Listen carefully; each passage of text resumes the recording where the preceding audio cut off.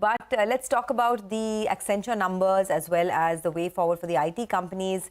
Kumar Rakesh, the India analyst at BNP Paribas, joins in. We also have Abhishek Kumar, the equity research analyst at JM Financial. Gentlemen, morning to both of you, and thank you for joining us on the show. Kumar Rakesh, I want to start with you first. Your thoughts on Accenture's numbers and what would the read-through be for companies in the IT sector back home? Hi, good morning, Sonia. Thanks for inviting me on the show.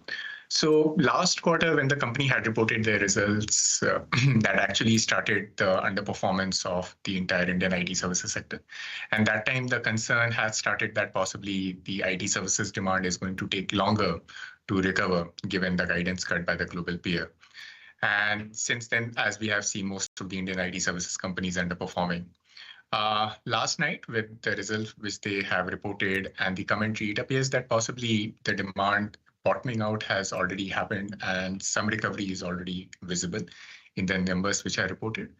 And that should ease investors' concern that possibly the worst is behind and we should start looking at the recovery in the coming quarters.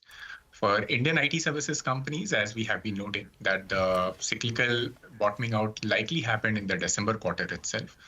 March quarter numbers, if you would see, for most of the companies on a YOY basis, they had started seeing improvement on the growth. Even if it was a decline, it was a lower decline.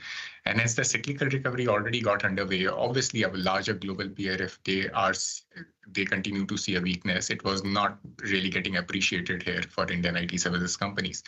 But as we move into the coming quarters and exit FY25, we would expect that this YOY improvement in the revenue growth should continue to play out.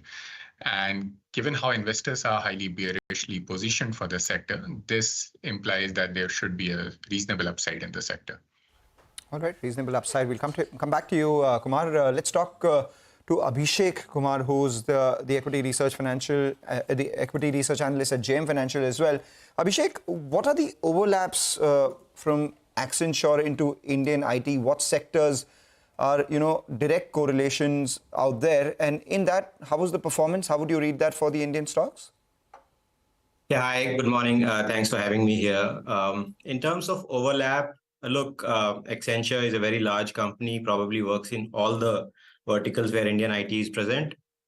Specifically calling out a couple of segments. One, I think if we look at their managed services bookings, that was up 42% on a YOY basis.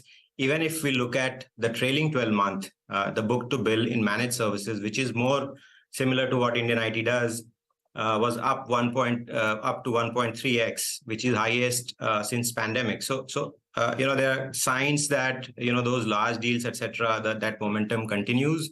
The pipeline also is good. Second, one sector which was particularly stressed was communication. That has been declining for past 7 quarters sequentially for Accenture as well.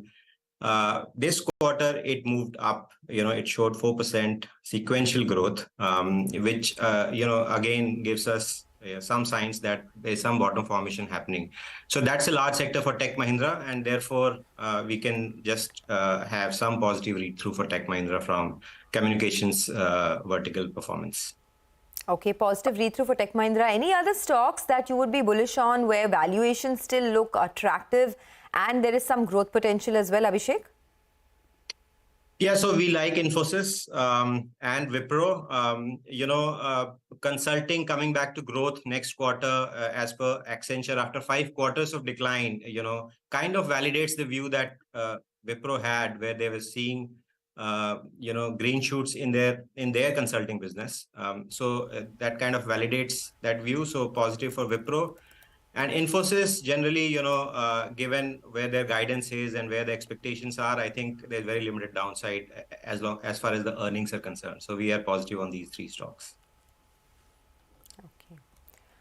Got it.